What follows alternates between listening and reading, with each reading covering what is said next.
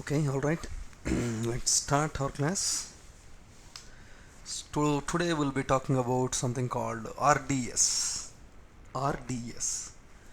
So, full form is Relational Database Service. See here. Relational Database Service.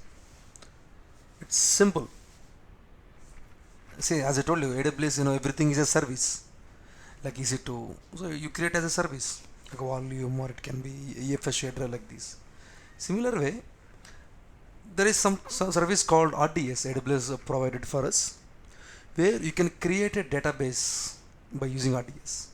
So let's say I told you, hey, install MySQL database. What you do? Create an EC2 instance, install MySQL, download the package, whatever yum install, apt install, whatever it is, and do it.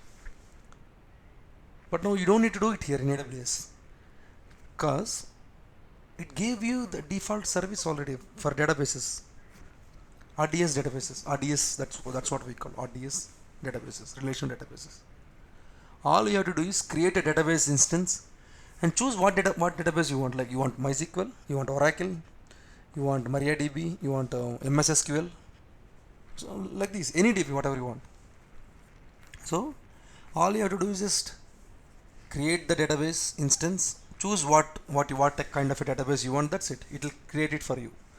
No need to install it separately again, because it's giving you the database itself. All you have to do is what size you want, what kind of database you want, what in that database, what version you want. So what is the network. So these kind of options you need to select. That's it. That's about the RDS. Simply, like we can have automatic backups also. So of course we'll see that later. So we have backups, we can able to use them. We have high availability options also in our databases. So all these things which are pre-configured for you, you just have to choose what you want. Or let's say if you don't want to use this, simply you can install RDS in an EC2 instance and use it. That is also fine. Of course, because the RDS comes with a cost, it's not free. So it's like a monthly cost, not for hourly cost, hourly basis. So RDS will be cost to you based on monthly. So if it is okay, so you can completely use it. Depends on your size. Got it? Simple as I'm just a database, it's gave to you.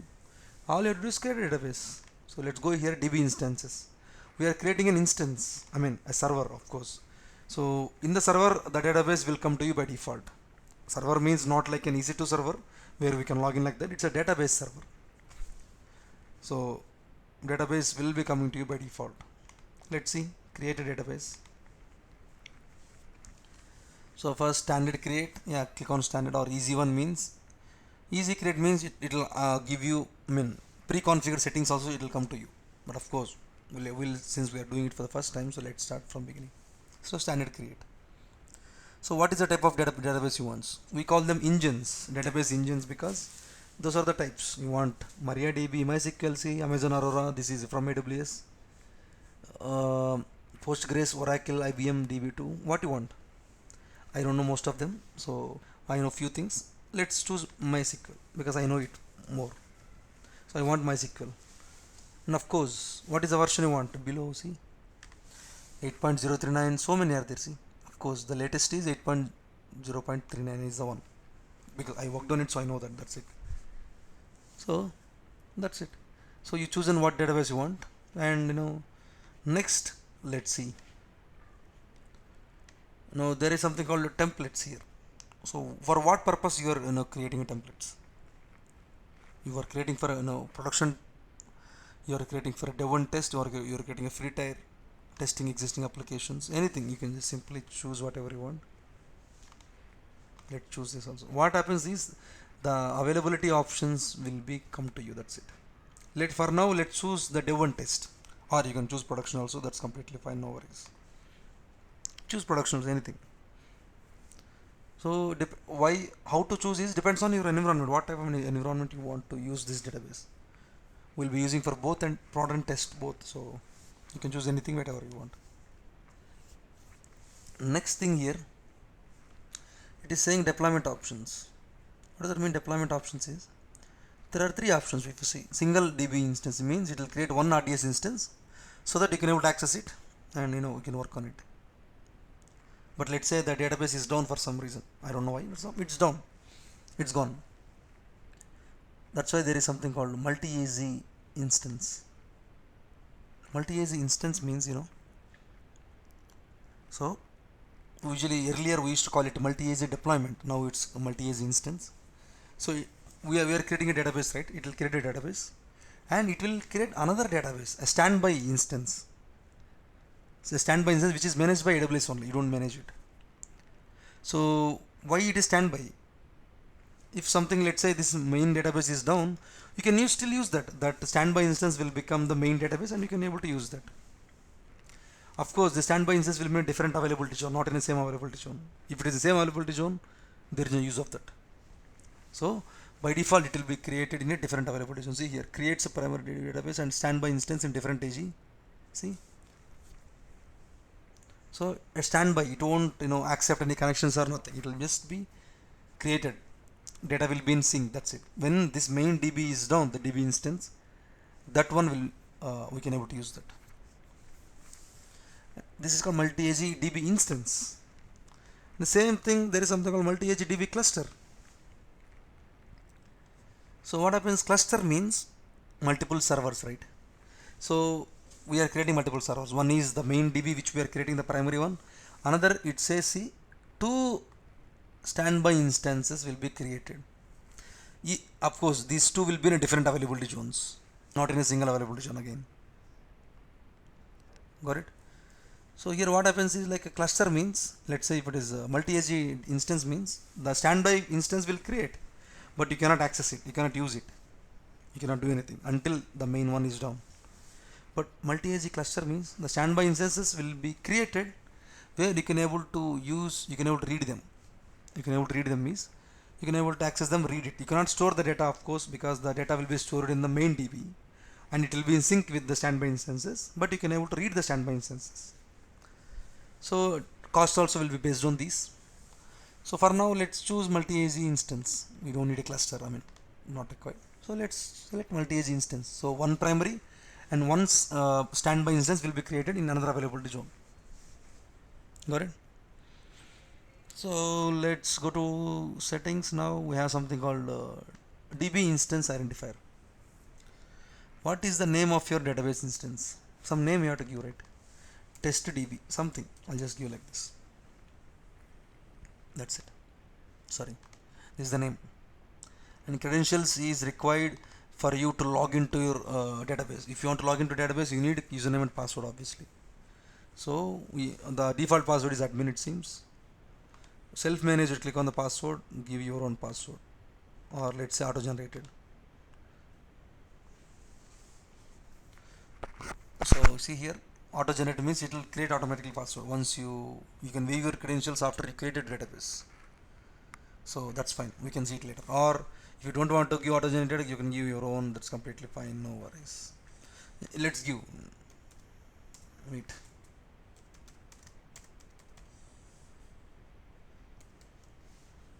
Okay.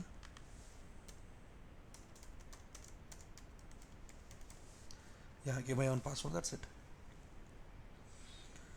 Now next thing is, yeah, sorry, what? Let's let it generate. Why do we generate? I gave password, it's not taking also. Again I have to be capital letters, small letters. Okay, it's okay. Why to bother about it? Let me open notepad first, so that after creating the DB I'll save it. Sorry, where is it? Yeah, so this is done. Yeah, this is done. DB name and the password, admin username is admin, password is, it will give it to you. And instance configuration, here you have to select what type of instance you want. So of course we are creating database instance, so we have to choose the instance type. I believe T2 micro is fine for us because we don't store any data. Standard class is fine. 2 GB RAM, sorry, 2 CPUs, 8 GB RAM. I don't need this also. Very less is fine for me. But where is this T2 micro? T2 somewhere it will be. Let's see, there are multiple classes available based on memory, based on CPU, like this. You can choose anything. Not required vegetable class. Include T classes. Yeah, see, T2 small. This is fine for me. 2 GB RAM, it's fine because I don't store data anyway. So instance class, I mean the DB instance will be created with this D2 T3 small class. So 2 GB RAM, 2 CPUs. Okay, fine for me. And of course storage type, what type of storage type you want. So similar to EBS volumes types, anything depends on your IOPS and everything, you can select. For now I'll keep it default. So allocated storage, see it's 400 GB storage allocated. Why the hell I need 400 GB? Let's keep it 100. See, minimum is 100. See here, maximum is 16,384 GB. I believe it's converted to PBs or EB something. There will be some value. But yeah, this is the maximum. Minimum is 100, so that's why I give 100. Provision day offs 3000 default. Let's leave it. If you want, you can increase it. No worries. So click on this additional storage configuration. There is something called the storage auto scaling, which is very new. I think maybe 2 or 3 years ago we got. So let's say what happens. Let's say I give 100 GB. 100 GB is full. Now what I need to do? I need to increase again manually. But if I enable this storage auto scaling, just like in our auto scaling, here for storage. So if the 100 GB is full, it will increase automatically. And see what is the maximum limit here? 1000 GB. Let's say if you give 16,000 GB.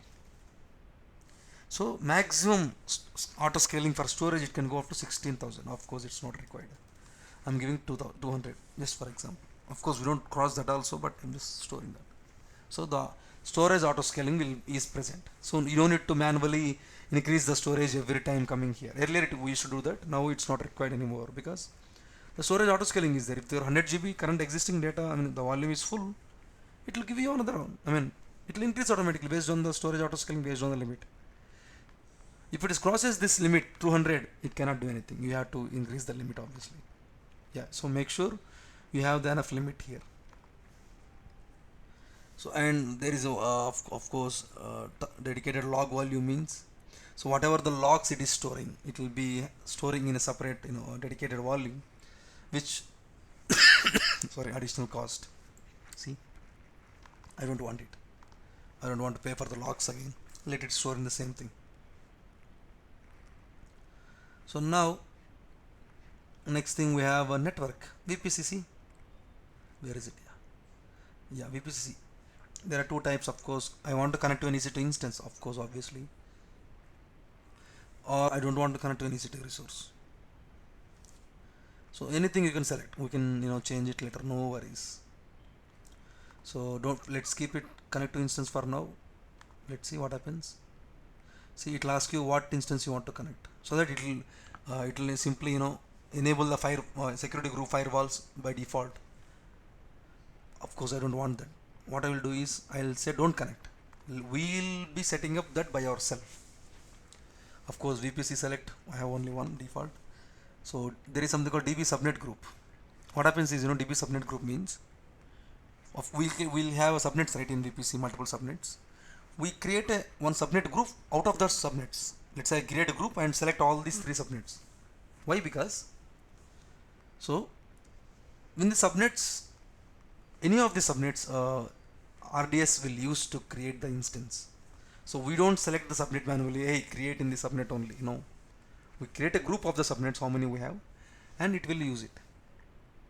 It will use any of the subnets. So that's why subnet group is there by default. You can create your own subnet group here. Subnet groups. Let's go. See, there is no. See, let's create one. So choose VPC. Choose the subnets here. That's it. Where is it? Sorry. Well, select the subnets also. See. Done. Now if you create it, you can able to use it. Test subnet group.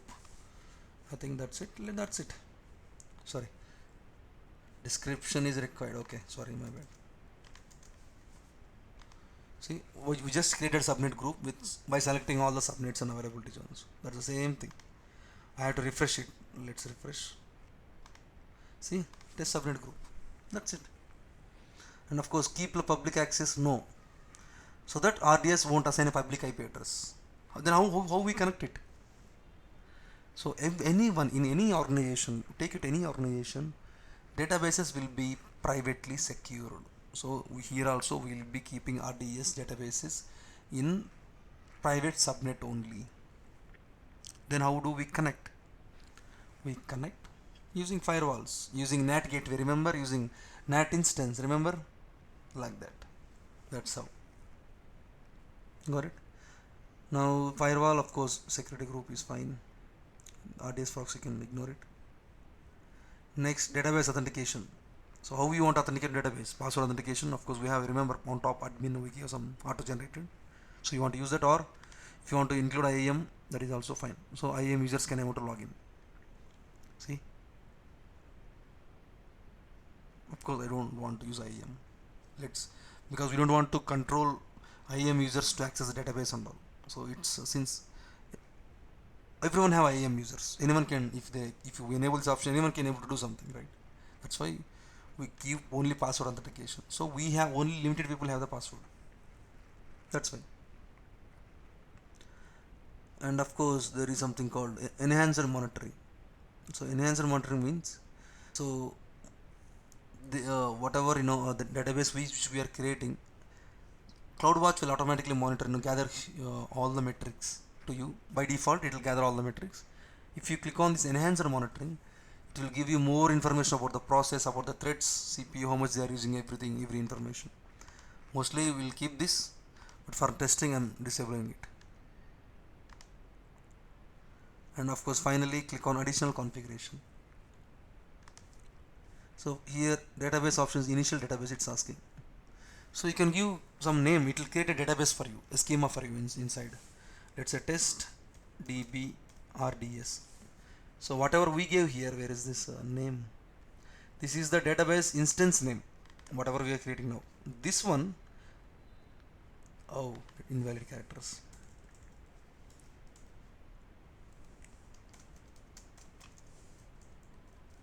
So this one what we are doing is, it's a database inside the server. So we install MySQL, we are installing MySQL now. Inside that we will be logging, we create a database, we create tables, right? This is that database. The one we gave on top is a database instance name. So don't get confused.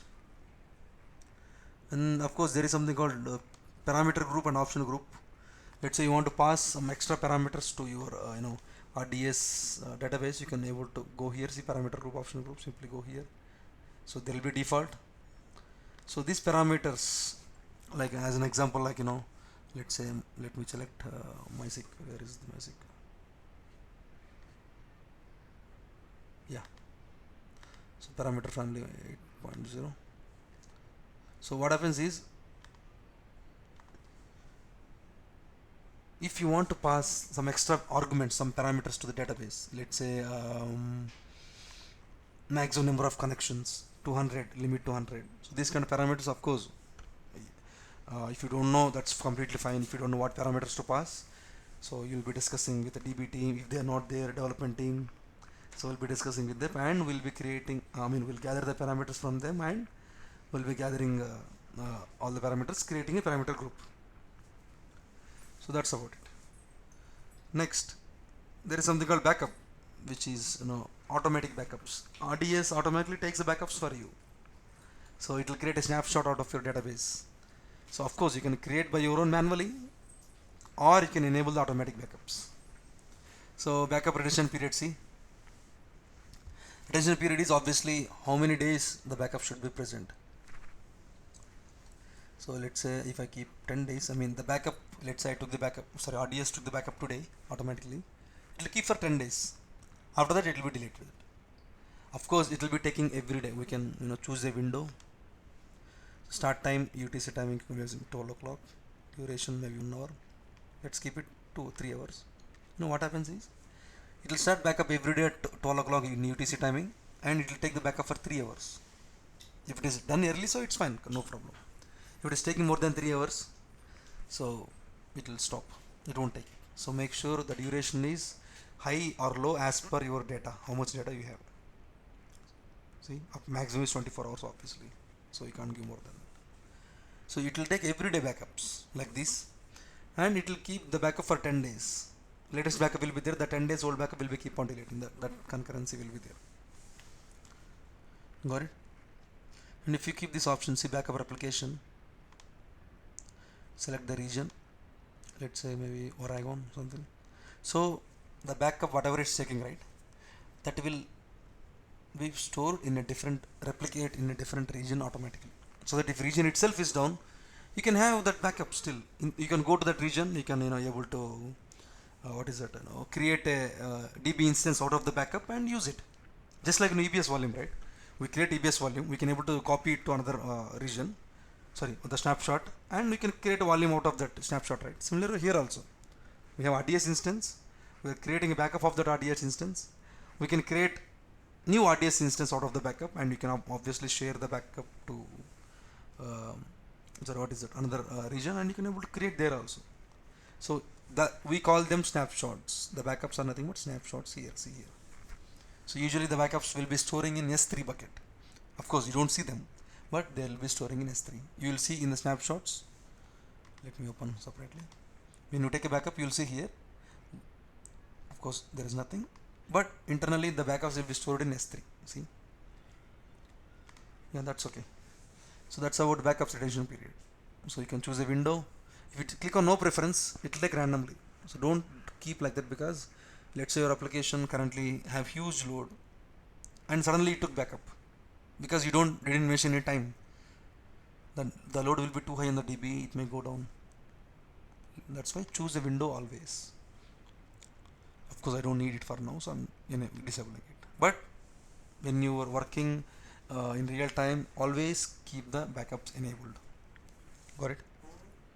So that's about backups.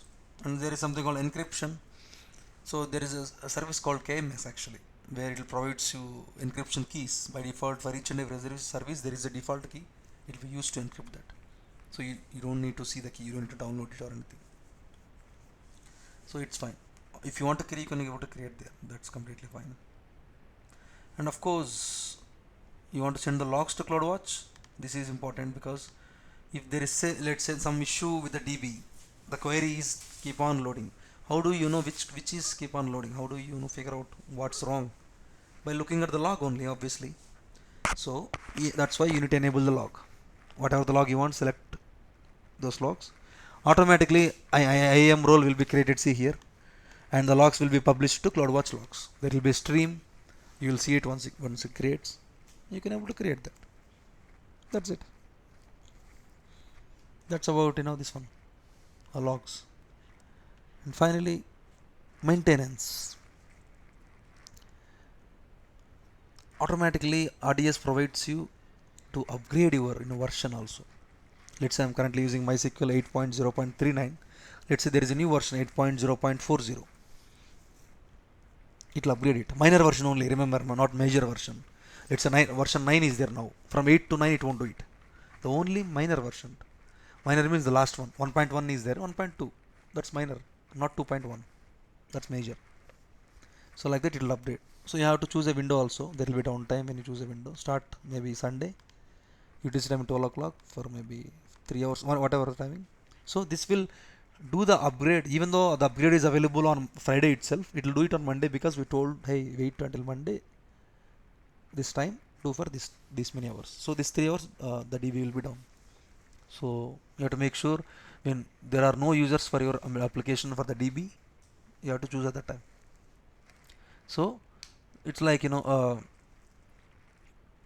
every Sunday it will check for the updates. If there are there, it will update it. If it is not, obviously it won't do anything. If there is no new updates, new version, what it will do? It will simply check. There are nothing. Let's skip it. That's it. So that's about the maintenance window. See here, minor versions only, remember again. So there is a maintenance window, there is a backup window. I disable the backup obviously. Where is this? The backup window, there is a maintenance window. So you can enable it, of course. I'll be deleting the database, no worries, you can enable it. That's it. And finally, oh sorry, I chosen the same thing. See, the maintenance window and backup window both at the same time I chosen, which is not a good practice. See, if you're taking a backup, how you can take an upgrade? Or let's say if you take an upgrade, how you can take a backup? Let's keep it Monday. maybe Tuesday. Wait, I have to change the time because every day 12 o'clock, right? The backup. So now it's every day 2 o'clock. Sorry, Wednesday 2 o'clock. Let's say Sunday 2 o'clock. The backup is happening every day 12 o'clock UTC timing for 3 hours. It means until 21, 1, 2, 3. Until 3 a.m. you cannot do the upgrade. So after 3 you can able to do it. Let's choose 3. See? Let's choose 2. It will see through error because that's 3 hours. That's why more. Once the backup is done, on top maintenance will start on Sunday. Or if you want, you can completely change the day. It's completely fine, no worries. Got it? That's about the backup windows. Maintenance is very important. And finally, we have enable relation protection. If you enable this option, no one will delete it. If you want to delete, come here, edit the DB instance, uncheck this option and delete it. Even you can't delete it. We'll try. So that's about RDS. We chosen, first thing what type of engine we want, and what is the version, engine version, multi-AG we selected, and of course DB name, the credentials to login. It will give credentials to you auto generated, and DB instance class, how much you want, storage, how much you want, storage scaling, the networking part, VPC and everything. We disable public access, and of course password authentication, and of course backup window, maintenance window. In between we have something called logging, so where it will store the logs, and finally deletion protection. That's it. That's simple, very simple. I mean, you just create it. If you see here, it's showing the estimation $740. See, based on this only, they'll choose the size. Let's say I'll disable maybe I'll choose this one, maybe 8 GB RAM. The size will be obviously increased, right? See, $897. Why the hell I need that? So you have to make sure the cost also will be given to you like this. So you don't need to worry about that. Micro is fine for me, 1 GB.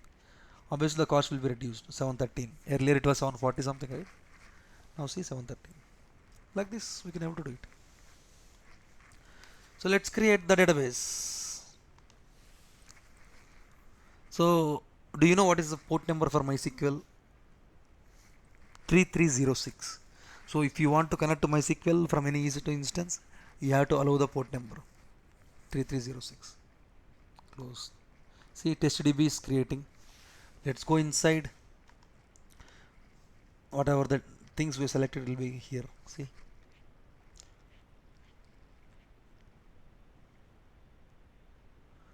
it will still creating. Obviously, let's wait. Go to configuration. See, all master password. Why I can't see this?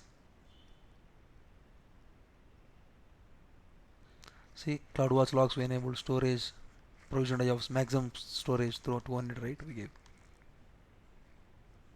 See, wave credentials details. Click on this one. It will show you password. Copy it. If you close it, it's gone. Let's store it safely for now.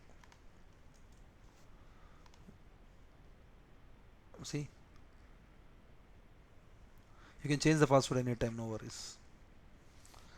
It will take some time to create, obviously. So if let's say you chosen the huge size, or huge the different instance type, maybe huge RAM and all, it will take even more. Security group C, it will come slowly one by one, and it will give you something called endpoint. So with this endpoint only we'll access our database. Let's wait, and of course if you select, there will be multiple options. Actions,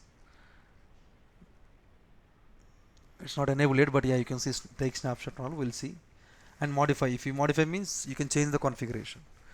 So first let it create. I mean, why to waste time? Let it create.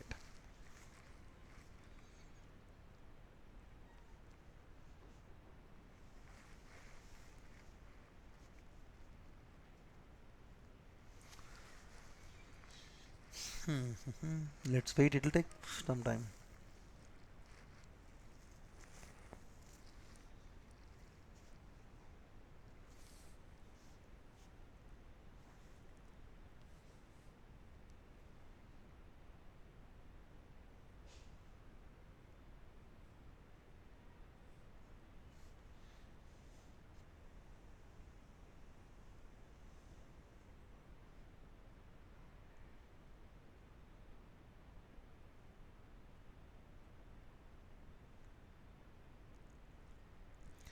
Let's wait.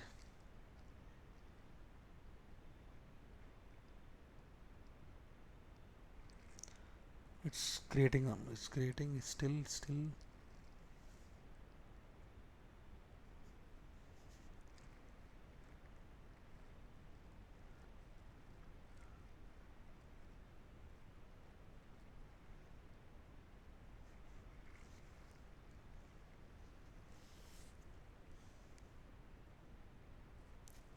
Mm-hmm, mm-hmm, mm-hmm, mm-hmm.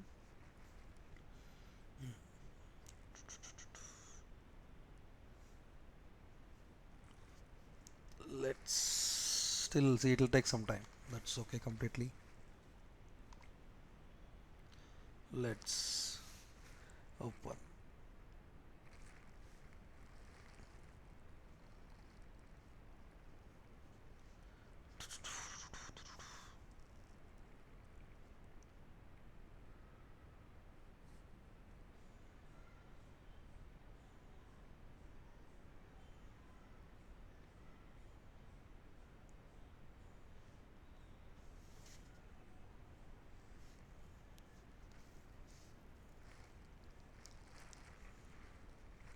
Oh yeah, finally it's created. Oh, it's configuring the logging.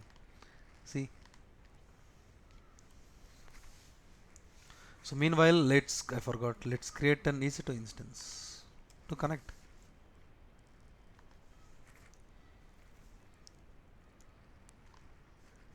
I forgot to do that. Yeah, let's. Do I have the key pair? Hopefully, go to downloads. Yeah, I have the key pair.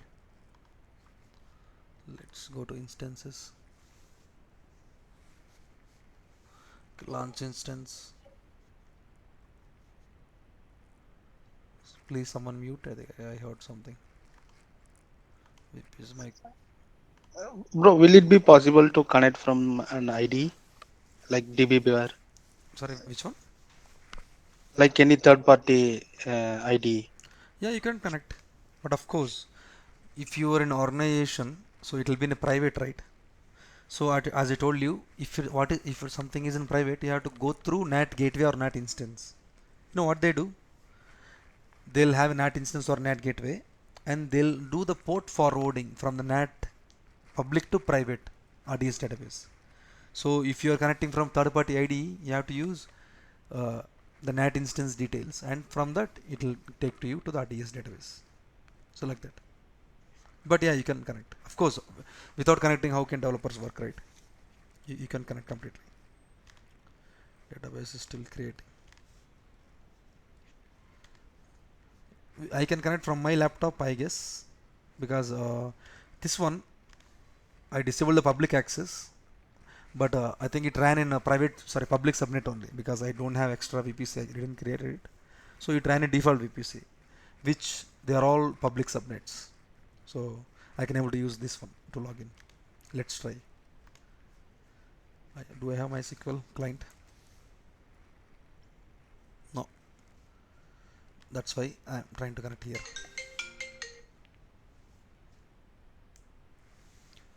So let's connect.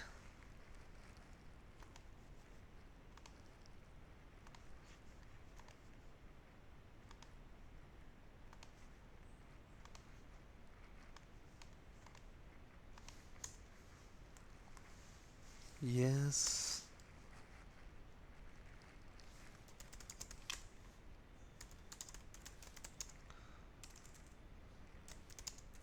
So since I am installed MySQL, I'll be installing MySQL client to connect to that. If you're installing Postgre, okay, there is nothing. Install MySQL client. What is that? Amazon Linux. The package name I have to figure it out. Official document. Just this one MariaDB. Let's MariaDB is also nothing but one of the DB, which is a clone of MySQL. So what the hell? It is not working. Oh, Linux 3, right? This is not. This is Linux 2. Let's go here. This one DNF. Yeah, let's try.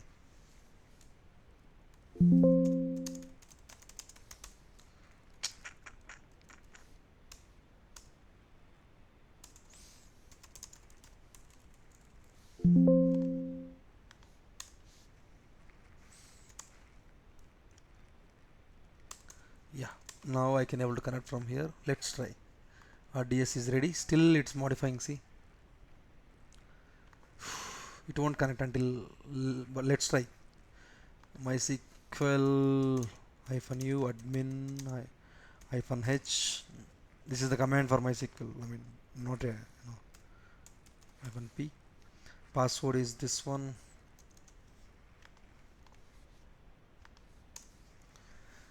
It won't connect. You know why? Port number is not allowed. Is it allowed? Let's see. 3306C is not allowed. Let's open. Meanwhile, let's see this.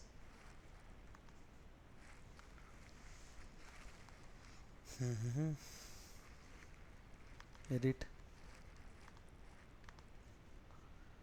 Add rule. There will be MySQL here. If you observe MySQL Aurora C3306. For now, I'm just keeping 0.0.0. Let's save it.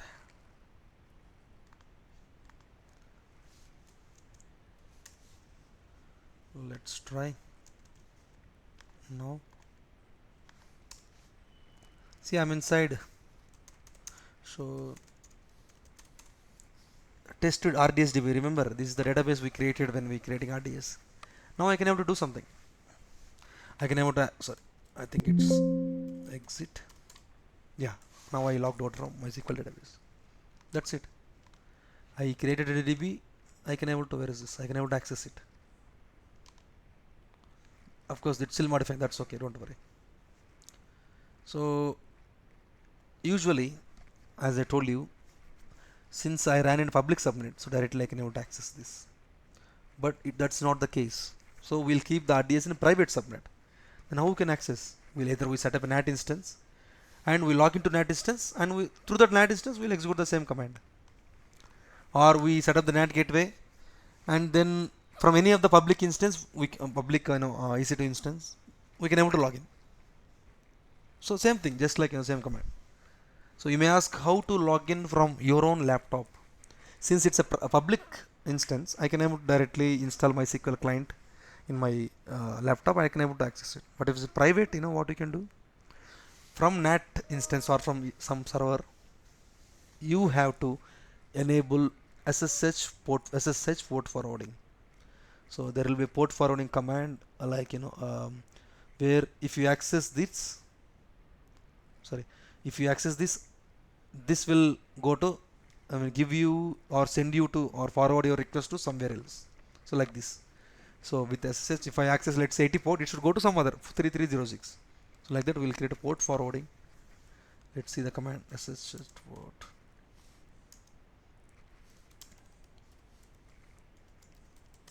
There will be a direct command. SS tunneling we call it simply. See here. Where is that? Sorry. The image here. Can you see the image? So your client, internet gateway, public subnet, bastion host. I mean bastion means a NAT. We call them bastion hosts or any public instance to private subnet RDS. So the setup we'll do through using SS tunneling. So what I want you to do, see these are the commands. See. So what I want you to do is create a VPC, since you know how to create a VPC, and create RDS in a private subnet and try this. Got it? Try this connection setup. You know how to connect, what is the command, but try the SSH command. And of course you want to modify. If you come to here, database, modify it, click on modify.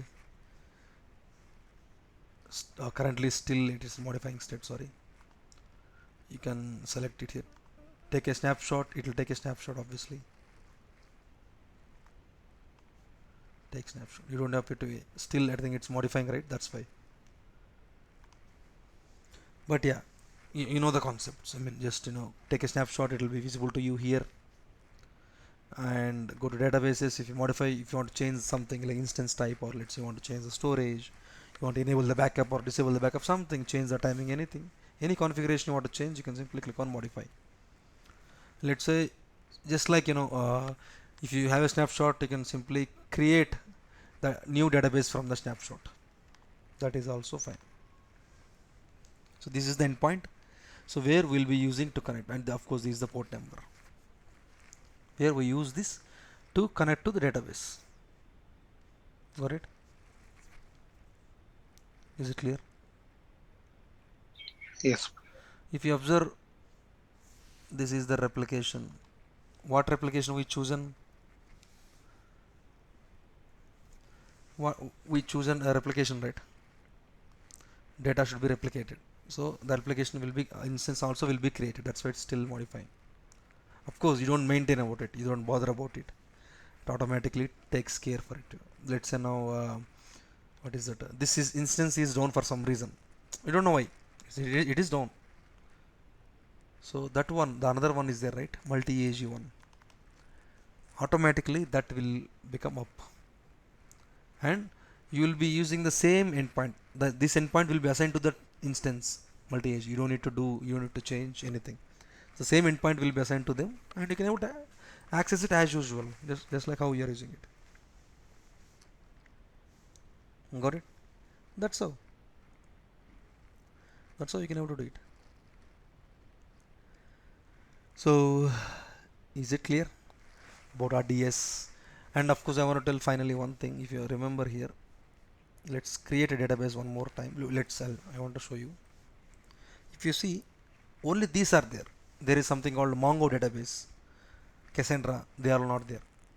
So in databases there are two types. One is relational database and no relational database. Relational database means which has tables, structure and everything.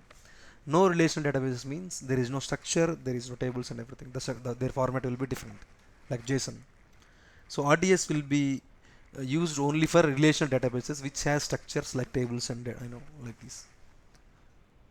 For other things, let's say NoSQL databases, there is something called document DB. Same thing. Everything is same, no changes. Let's see here. Create document DB cluster, but this is for NoSQL as I told you. So NoSQL means if you see engine, there is something called Mongo database. So Mongo database will be created here. Mongo database means it's a NoSQL database, one of the most NoSQL databases.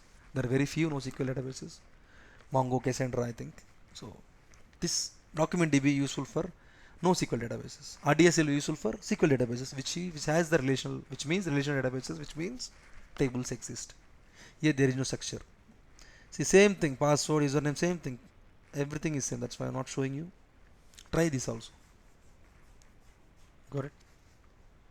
That's about the databases in AWS. If you don't want to use, of course, you can see the cost $700, 800. Simply create an easy to instance. Compare it. See, $1,087. Why?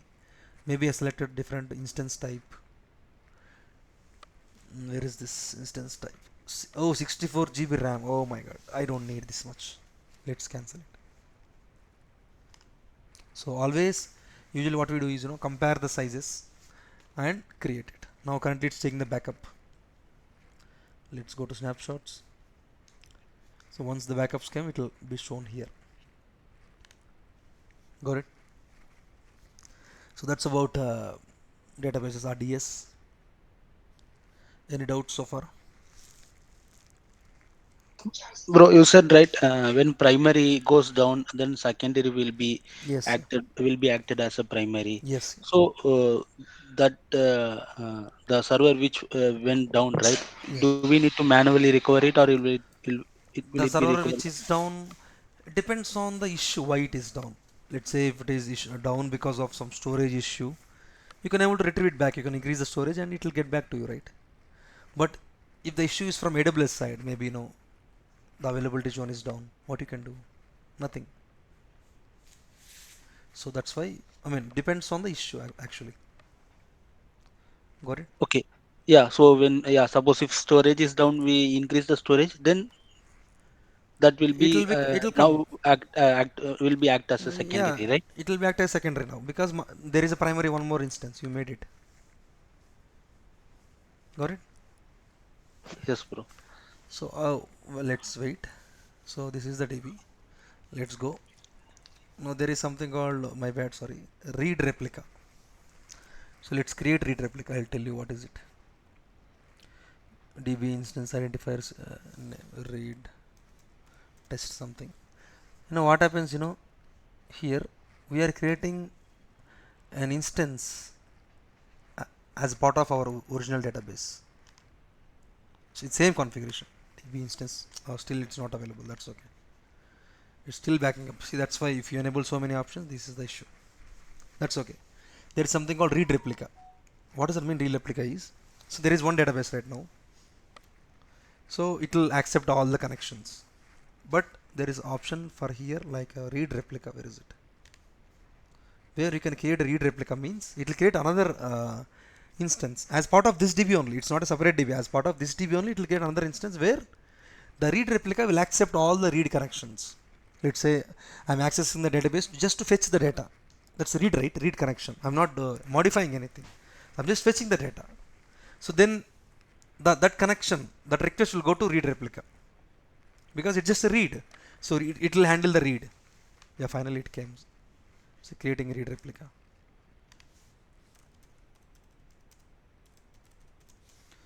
Blah blah blah. Like select all these things default. No worries because we already chosen everything over there. It will create read replica. It will take some time. So what happens is, so now we have two things. See here, this is the main DB. This is the read replica.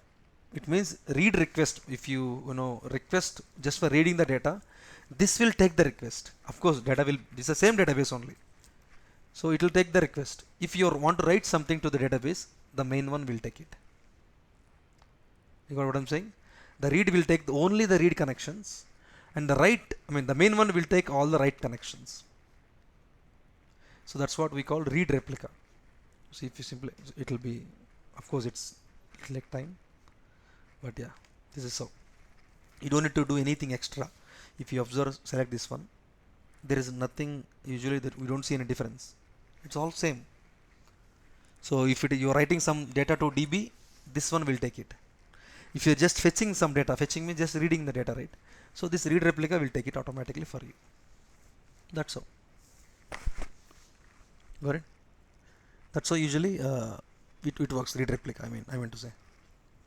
Will it use same instance of test.db? Same instance. Everything is same. I mean, of course, a different instance, but same data. It will create one more instance with this size whatever we gave, but data is shared between these two. Because if you see the role here, there is a new thing called role. One is primary. This is the main one. And replica. What is replica? We're just copying it. Replica means just a copy, right? Copy of the original one. So replica or replication.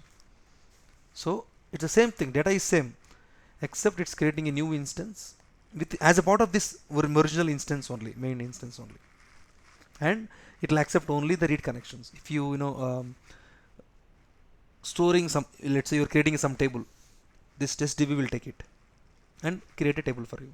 If you're just reading the table, test read replica will give it to you. So like that, it will share the connections. One is for write, one is for read. Why? Because so that the 1 DB won't overload. Because now too many reading connections are there, it will take it. Meanwhile, parallelly writing connections also is coming.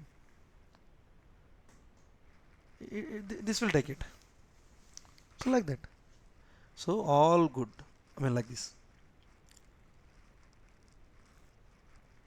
So is it clear? So it will take some time, obviously, read replica, so don't worry.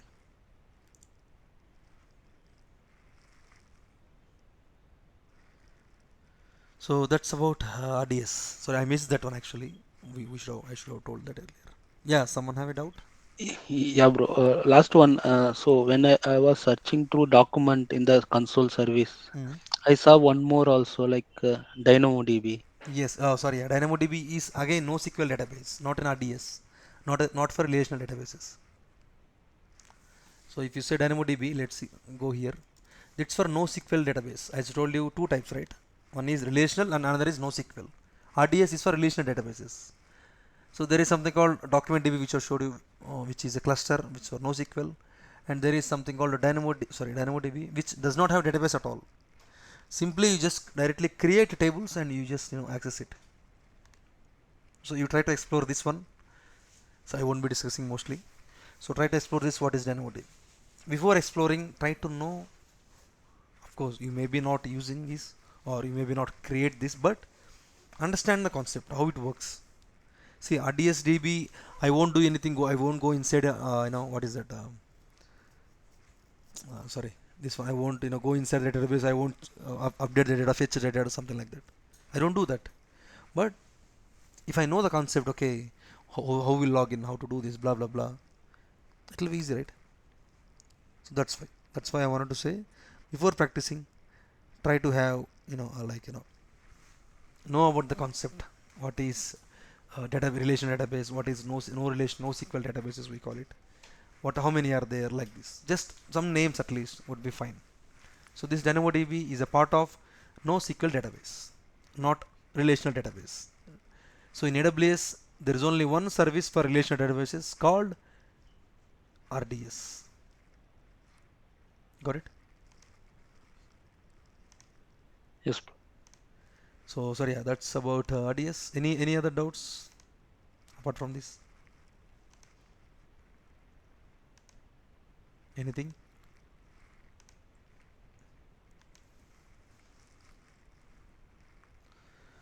So Not no. yeah, try practice, and then you'll get to know. So don't leave. Let me stop the recording first. Yeah, but yeah, that's about RDS to practice. Let me stop.